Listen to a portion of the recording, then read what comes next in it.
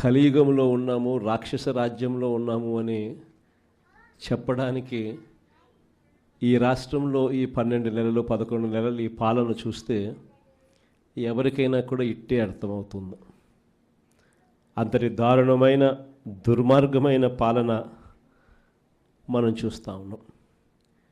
ఇలాంటి పరిస్థితుల్లో ఇలాంటి రెడ్ బుక్ పాలన జరుగుతూ ఉన్న, రాక్షసులు పరిపాలన చేస్తూ ఉన్న ఈ పాలనలో తెగువ చూపించి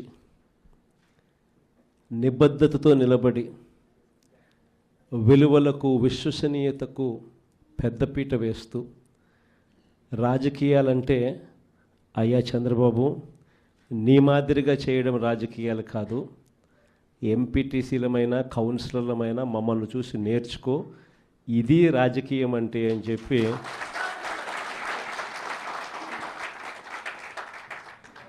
విలువలు విశ్వసనీయతకు ఇది అద్దం పట్టే రాజకీయము అని చెప్పి చంద్రబాబు నాయుడు గారికి కూడా చూపించే గొప్ప తెగువతో అందరూ కూడా గొప్ప తెగువ చూపించారు.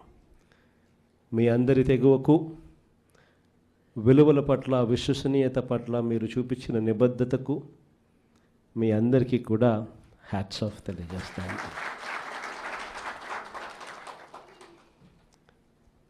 మన రాజకీయాలకు చంద్రబాబు రాజకీయాలకు మధ్య తేడా ఈ 12 నెలలు ఆయన పాలన చూస్తే చాలా తేడా కనిపిస్తుంది.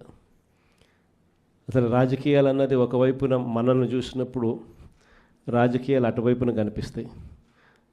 ఈ 12 నెలలు చంద్రబాబు నాయుడు రాజకీయాలు చూసినప్పుడు రాజకీయాలు ఇటువైపున కనిపిస్తాయి. ఇద్దరి మధ్య తేడా అంత ప్రస్ఫుటంగా కనిపిస్తూ ఉంది. మనమేమో మన రాజకీయ జీవితం అంతా కూడా, మన ప్రస్థానం అంతా కూడా ఎప్పుడూ కూడా ప్రజలు మనకు అధికారం ఇస్తేనే మనం తీసుకున్నాం. దొడ్డిదారిన వెన్నుపోట్లతోనూ మోసాలు చేసి ఏ రోజు కూడా మనం రాజకీయాలు చేయలేదు. మరోవైపున చంద్రబాబు నాయుడు చూస్తే ఆయన ప్రస్థానం అంతా కూడా స్టార్టింగే వెన్నుపోట్లతోనే స్టార్టింగ్. అక్కడి నుంచి మొదలు పెడితే ఆయన ప్రస్థానం సొంత కూతుర్నిచ్చిన మామను ఎన్టీ రామారావు గారిని వెన్నుపోటు పడడం దగ్గర నుంచి మొదలు పెడితే, ఆ తర్వాత అధికారం కోసం ప్రజలను ఒకసారి కాదు, 2 సార్లు కాదు, ఎప్పుడూ ఆయన జీవితం అంతా కూడా ప్రజలను కూడా వెన్నుపోట్లు పొడుస్తూనే ఆయన రాజకీయాలు సాగిస్తూ వచ్చాడు. ఆశ్చర్యం కలిగించే విధంగా ఇద్దరి మధ్య తేడా కనిపిస్తుంది. కుప్పం మున్సిపాలిటీ నిజంగా ఆశ్చర్యం కలిగించే మున్సిపాలిటీ. చంద్రబాబు నాయుడు గారు ముఖ్యమంత్రి కాకమునుపు ఇక్కడ ప్రజాస్వామ్యబద్ధంగా ఎన్నికలు జరిగితే ప్రజలు ఓట్లు వేస్తే ఈ కుప్పం మున్సిపాలిటీలో 25 వార్డులకు గాను వైఎస్ఆర్సీపీ 19 గెలిచింది. తెలుగుదేశం పార్టీ గెలిచింది కేవలం 6. మరి తెలుగుదేశం పార్టీ గెలిచింది కేవలం 6 అయితే 25లో 19 వైఎస్ఆర్ కాంగ్రెస్ పార్టీ తరపున ప్రజలు ఓట్లేసి వైఎస్ఆర్ కాంగ్రెస్ పార్టీని గెలిపించిన పరిస్థితులు ఉంటే మరి మున్సిపల్ చైర్మన్ ఎవరు కావాలి? వైఎస్ఆర్ కాంగ్రెస్ పార్టీ తరపు నుంచే కావాలి కదా. కానీ అక్కడ కూడా దౌర్జన్యాలు, ఏ స్థాయిలోకి దౌర్జన్యాలు ఉన్నాయి అని అంటే ఏకంగా బెదిరించి మున్సిపల్ చైర్మన్ను రాజీనామా చేయించి వాళ్ళ దగ్గర వాళ్ళ పార్టీలోకి తీసుకోవడం, అంతటితో కూడా ఆగిపోవడం లేదు. చంద్రబాబు నాయుడు స్వయంగా ఇది కుప్పము, నా మున్సిపాలిటీ, నేను ముఖ్యమంత్రి, నేను రాక్షస సామ్రాజ్యానికి రాజుని, నేను ఒక రాక్షసుడిని, నా కుప్పం నియోజకవర్గంలోనే ఎలా రాక్షస పాలన చేయాలో నేను నేర్పుతాను, రాష్ట్రం అంతా కూడా తెలుగుదేశం వాళ్ళంతా కూడా ఇలానే రాక్షస పాలన చేయండి అని చెప్పి ఇక్కడి నుంచి సంకేతం ఇస్తున్నాడు. ఇచ్చి బలవంతంగా ఈ మున్సిపల్ చైర్పర్సన్ పోస్టు కూడా వీళ్ళే తీసుకున్నారు. నిజంగా ఆశ్చర్యం అనిపిస్తుంది. 6 గెలిచిన మీరు, 19 గెలిచిన మేము, అయినా ఈ కుప్పం మున్సిపాలిటీలో మీరే చైర్మన్ అని చెప్పి మీరంతకు మీరే చెప్పుకుంటూ మీరంతకు మీరే ఒక్కొక్కరికి 50 లక్షలు. ముఖ్యమంత్రిగా ఉన్నావు, నువ్వు చేయాల్సిన పని ఇదే. ప్రజాస్వామ్యం అంటే ఏమిటి అని చెప్పి ప్రజలకు నువ్వు అద్దం పెట్టి చూపించాలి.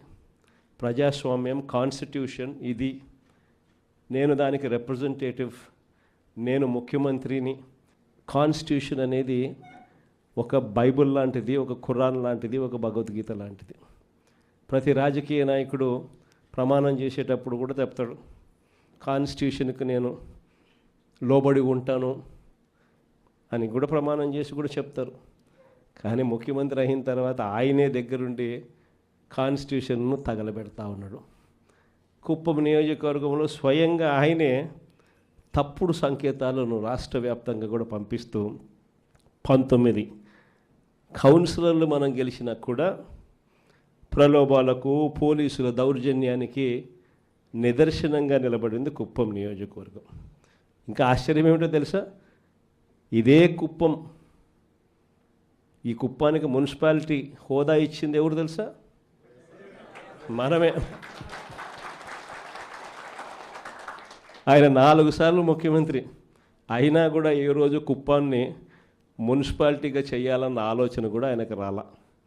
అలా మున్సిపాలిటీ కదా దేవుడు ఎరుగు, కనీసం కుప్పంలో ఒక రెవెన్యూ డివిజన్ పెట్టే ఆలోచన కూడా చంద్రబాబుకి ఏ రోజు రాలా. సరే, రెవెన్యూ డివిజన్ కదా దేవుడు ఎరుగు, కనీసం కుప్పానికి తాగేదానికి నీళ్లు కూడా ఇచ్చింది ఎవరు అని అంటే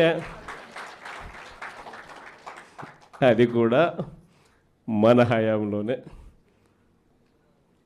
అలాంటి కుప్పంలో ఇలాంటి చంద్రబాబు నాయుడు రాక్షస పాలన చేస్తున్న నేపథ్యంలో ఈరోజు మనమంతా కూడా తెగువ చూపించి గట్టిగా నిలబడిన ఎంపీటీసీలు, కౌన్సిలర్లకు మీ అందరికీ కూడా అందుకనే హ్యాట్స్ ఆఫ్ చెప్తాను. విశాఖపట్నం లాంటి పెద్ద నగరాల్లో ఏం చేస్తూ ఉన్నారు? రూపాయికి ఇడ్లీ వస్తుందో లేదో నాకు తెలియదు, కానీ రూపాయికి చంద్రబాబు నాయుడు గారి హయాంలో తన బినామీలకు మాత్రం 3,000 కోట్ల రూపాయల భూములు మాత్రం ఇస్తారు. రూపాయి పెట్టుబడి పెడితే 3,000 కోట్ల భూములు. ఊరు పేరు లేని ఉర్సా అంట, ఇంకొక కంపెనీ లూలు అంట, లూలులు లిల్లీలు. ఈ కంపెనీలకు మరో 1,500 నుంచి 2,000 కోట్లు విలువ చేసే భూమి విశాఖపట్నంలో వాళ్ళకు కూడా దారాదత్తం. ఈ మాదిరిగా ఇష్టానుసారంగా లంచాలు తీసుకోవడం, నాకింత నీకింత అని పంచుకునే కార్యక్రమం జరుగుతూ ఉంది.